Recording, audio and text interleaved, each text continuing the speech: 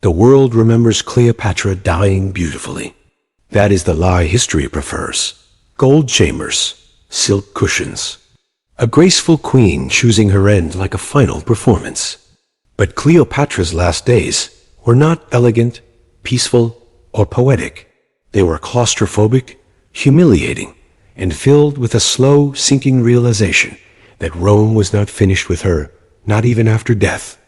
By the time Alexandria fell silent, Cleopatra was already a prisoner in everything but chains. Octavian did not rush to kill her. That would have been too kind, too quick. Rome didn't want her gone. Rome wanted her displayed. A living trophy paraded through the streets, proof that Egypt's last god-queen had been reduced to spectacle. Cleopatra understood this immediately. She had spent her entire life reading men like Octavian. She knew his smile meant delay, not mercy. Confined to her mausoleum, she was watched constantly. Roman guards lingered near doorways under the polite excuse of protection. Servants were questioned, messages intercepted, even silence was monitored. The queen who once commanded fleets could not take a step without permission. This was not imprisonment meant to restrain the body. It was meant to shrink the mind. Food arrived, but never enough to feel secure. Water was rationed. Comfort was strategic, given, then withdrawn. A reminder that survival itself was conditional. Cleopatra, who had negotiated with emperors, now negotiated for privacy. The humiliation was deliberate. Octavian allowed her to keep her title in words only. In practice, she was treated like a valuable object awaiting transport. Rome did not conquer queens, it collected them. And Cleopatra knew exactly what awaited her. A triumph parade. Roman triumphs were not celebrations for the defeated. They were public unmakings. Captured kings were dragged in chains. Royal women were dressed deliberately, not to honor them, but to emphasize their fall. Crowds laughed. Senators watched. Children learned what happened to those who challenged Rome. Cleopatra would not have been killed immediately. That came later, after the applause faded. Before that, she would be made to walk. Cleopatra knew something else Rome would never record: the physical toll of waiting. The body weakens when fear has nowhere to go. Sleep becomes shallow. Thoughts circle endlessly. Every footstep outside the door sounds like a decision being made without her. She tried to negotiate, not loudly, cleverly. She sent messages to Octavian, framing herself as useful, cooperative, harmless. She played the role of the compliant queen because resistance would only hasten her degradation. Octavian played along.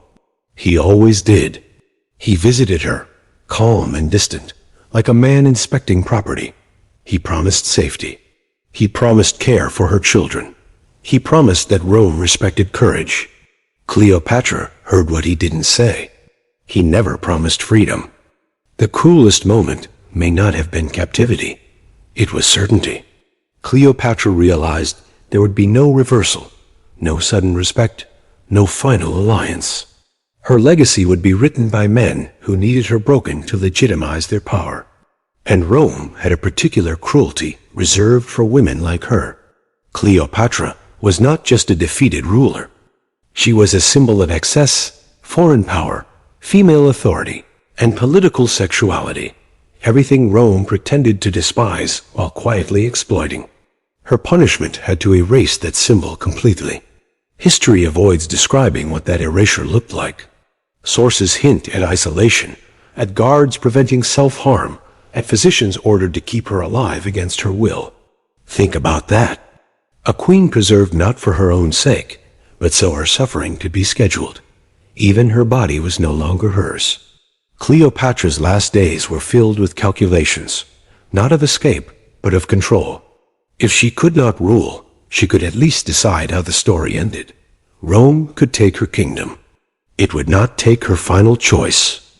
This is where legend begins to soften reality. The famous ending, the serpent, the calm passing, is almost certainly a Roman rewrite. Not because it didn't happen, but because Rome needed it neat. A controlled ending suited propaganda. A queen choosing death rather than humiliation fit the narrative. What history avoids is the context. Cleopatra did not die in freedom. She died under surveillance. She died knowing any failed attempt would be punished. She died racing Rome's timetable. And even then, Rome almost denied her that. When Octavian learned of her death, his reaction was not grief or respect. It was irritation. She had escaped the parade. She had stolen the final image from him. He ordered her burial quickly, not out of honor, but to close the chapter before sympathy could grow. Cleopatra's body was laid to rest quietly. No triumph, no chains, no crowds. Rome called this mercy, but consider what came before it. Days of confinement, psychological pressure, the stripping of power without spectacle, the knowledge that her children would be raised as Roman trophies, the certainty that her name would be rewritten by enemies. Cleopatra didn't choose death because it was beautiful. She chose it because everything else had been made unbearable. And the true horror is not how she died. It has how successfully history turned her suffering into romance. Silk-covered agony. Elegant despair. A queen reduced to a symbol so palatable that the cruelty behind it disappears. Rome won twice. Once by conquest, and again by controlling the story. Cleopatra's final days were not tragic in the poetic sense. They were tragic in the bureaucratic one. A slow, calculated dismantling of identity carried out with politeness and patience. That is far more horrifying than any legend, because it reminds us that power doesn't always destroy loudly. Sometimes it smiles, waits, and lets you understand exactly how small you've become. And that is how Egypt's last queen was truly defeated.